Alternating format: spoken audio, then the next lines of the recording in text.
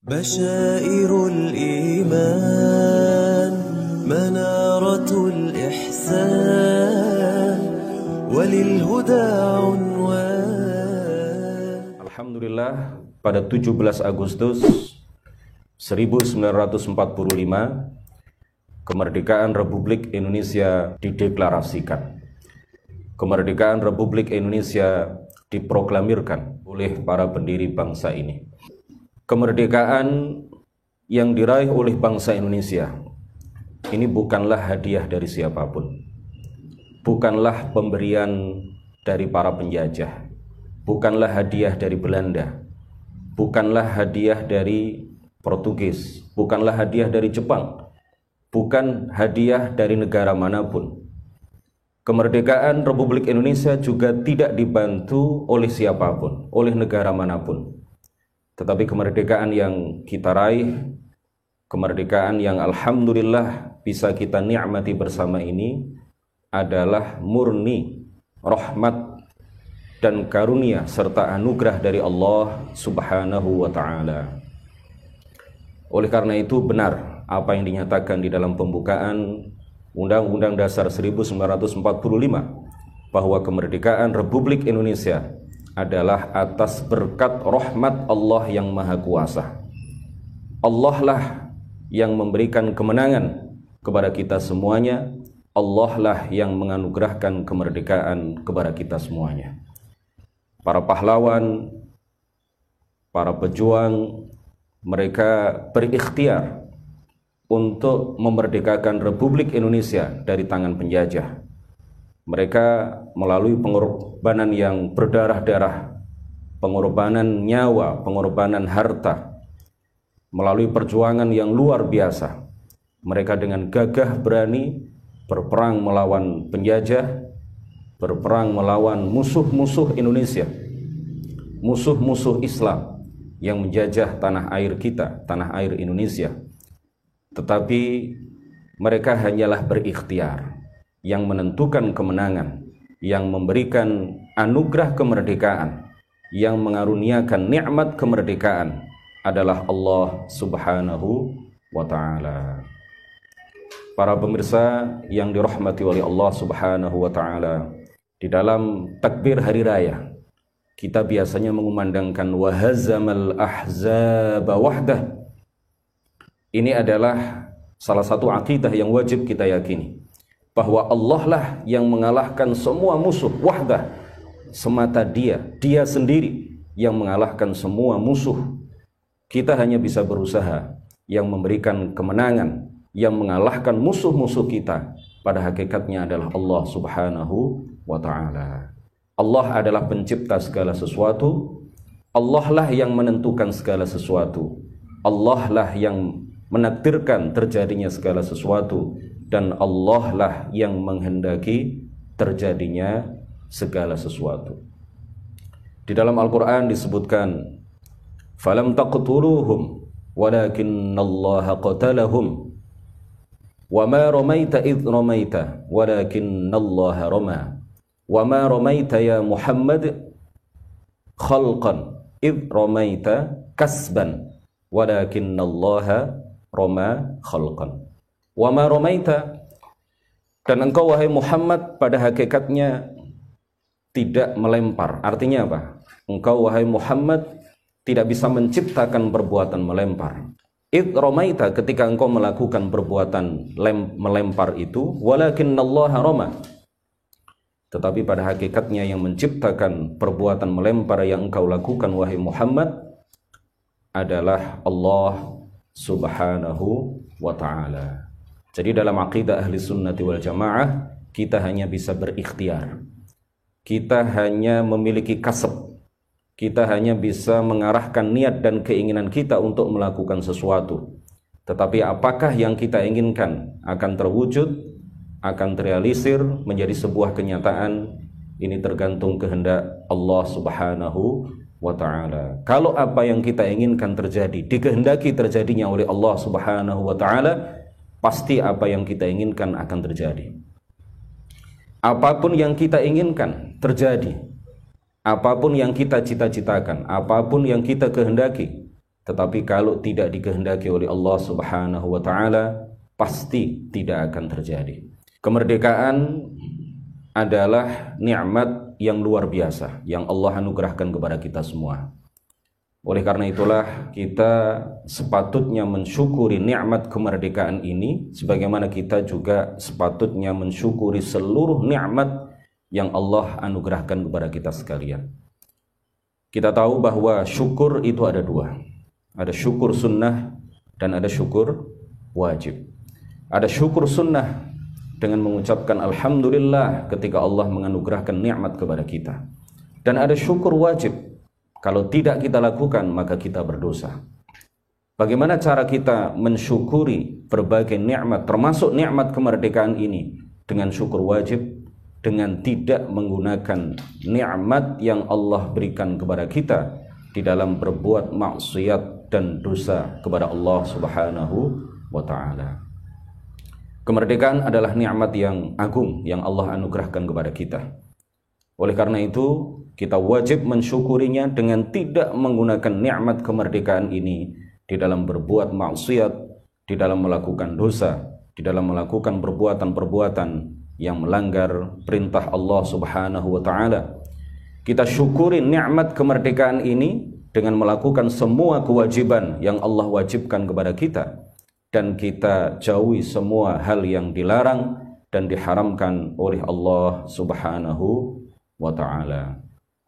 Kita lakukan tugas dan kewajiban kita, baik sebagai murid, kita sebagai guru, kita sebagai anak, kita sebagai ayah, kita sebagai ibu, kita sebagai suami, kita sebagai istri, kita sebagai seseorang yang memiliki tetangga-tetangga yang kita harus berbuat baik kepada mereka, kita sebagai seseorang yang hidup bersosial dan hidup bermasyarakat, kita sebagai seseorang yang hidup berbangsa dan bernegara, kita sebagai seseorang yang hidup berdampingan dengan umat-umat agama yang lain. Kalau masing-masing dari kita sudah memahami, kita sudah mengetahui, dan kemudian kita melakukan tugas dan kewajiban kita masing-masing dalam perannya masing-masing, maka insya Allah negara ini akan aman, negara ini akan sejahtera, negara ini akan sentosa. Para pemirsa yang mudah-mudahan dirahmati oleh Allah Subhanahu wa ta'ala, nikmat kemerdekaan adalah nikmat yang luar biasa. Nikmat kemerdekaan adalah nikmat yang membuka pintu-pintu nikmat yang lain.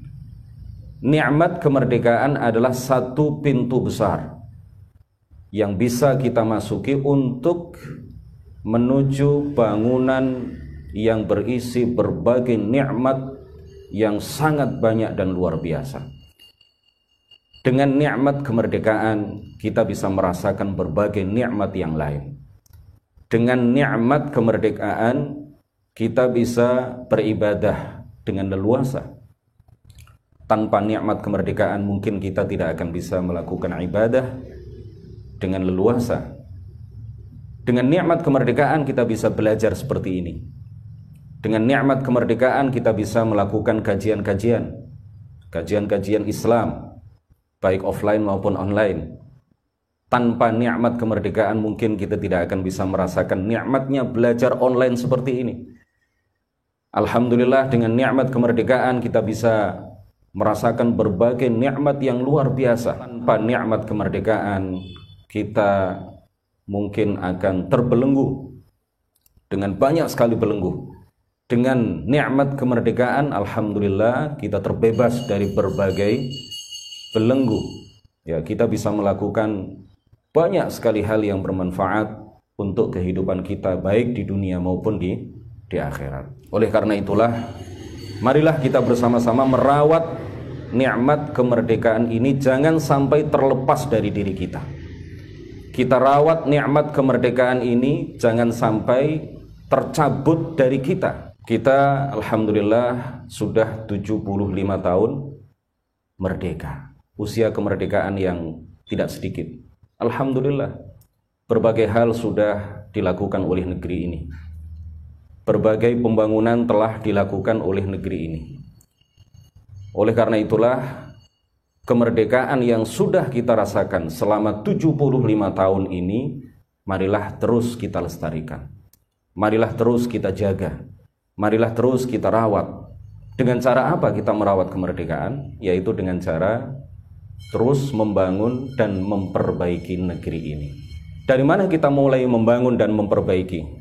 Jangan muluk-muluk ya, saya ingin memperbaiki negeri ini, kemudian ingin menjadi presiden dan seterusnya. Nah ini cita-cita yang tidak apa-apa, boleh-boleh saja. Tapi ini terlalu muluk-muluk. Nanti kalau nggak jadi presiden tidak mau berperan di dalam memperbaiki dan membangun negeri ini. Tidak, tetapi dengan peran kita masing-masing, santri, kiai dan lain sebagainya, apapun profesi kita bisa melakukan perbaikan-perbaikan dan pembangunan-pembangunan terhadap negeri tercinta ini. Para pemirsa, kita mulai dari diri kita sendiri. Kita bangun diri kita perbaiki diri kita bangun keluarga kita perbaiki keluarga kita. Kita berusaha untuk menjadi orang yang soleh, pribadi-pribadi yang soleh. Pribadi-pribadi yang soleh akan melahirkan keluarga-keluarga yang soleh.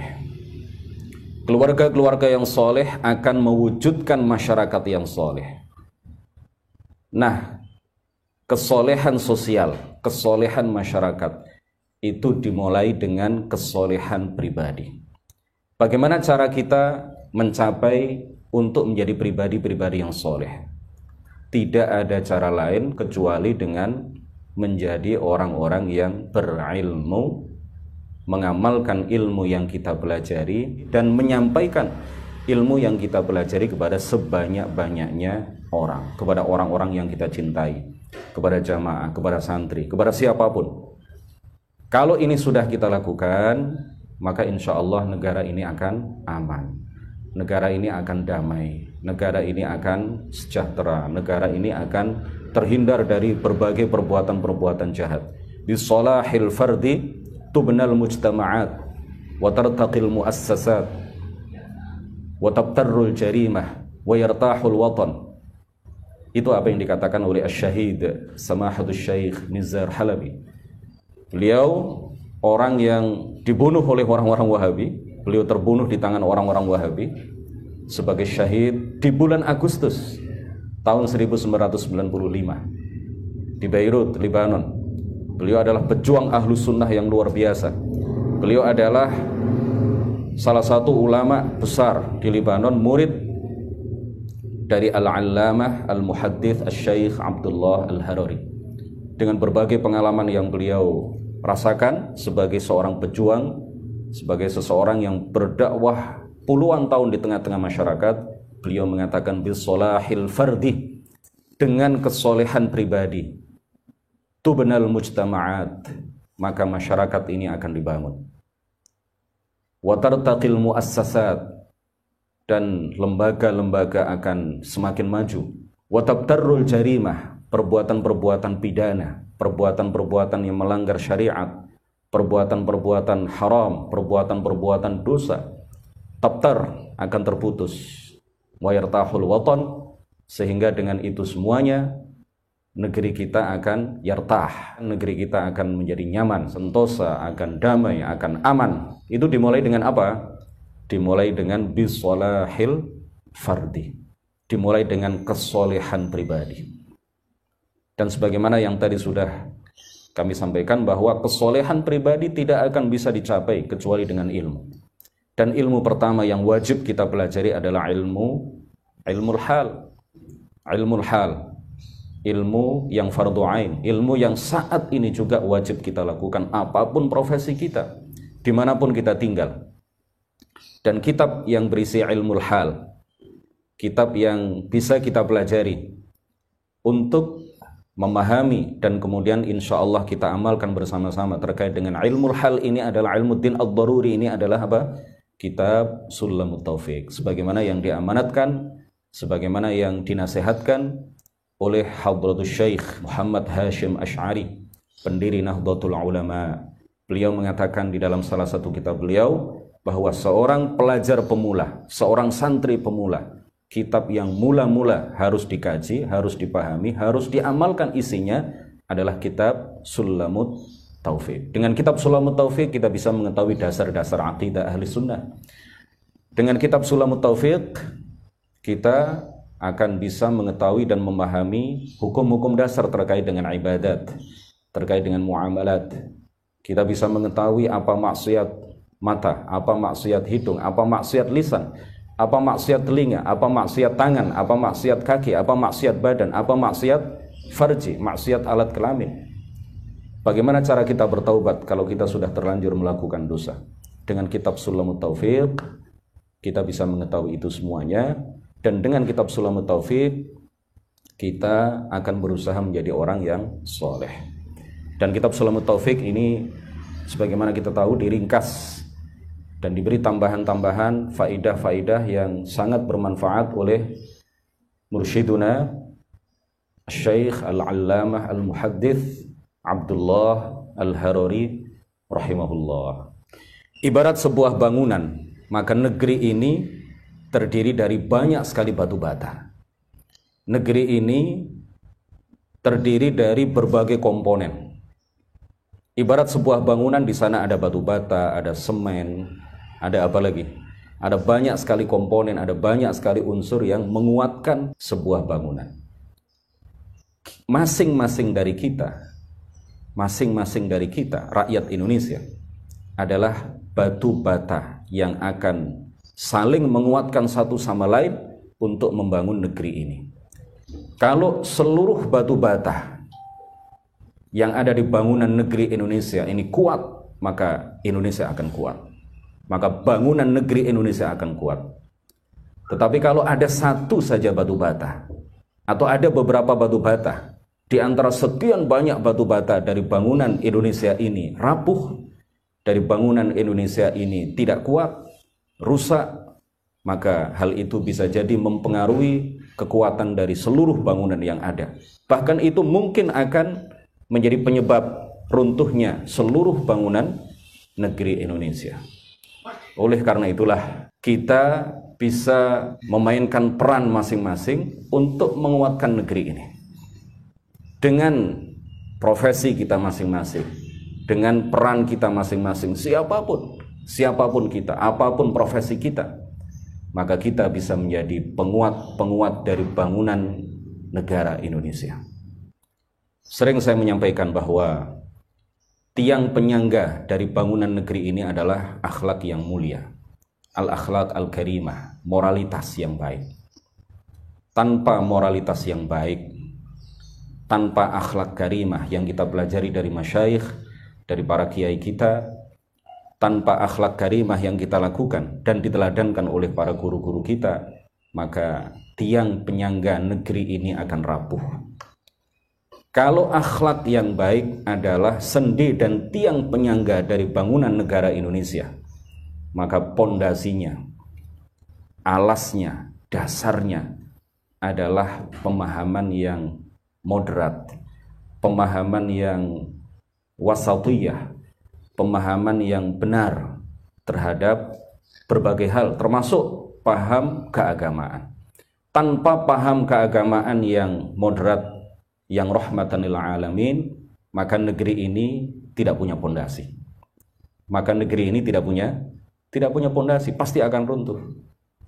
Pengalaman di berbagai negara, contoh konkret sudah bisa kita saksikan bersama di Aljazair, di Irak, di Syria atau Suriah, dan di beberapa negara yang lain.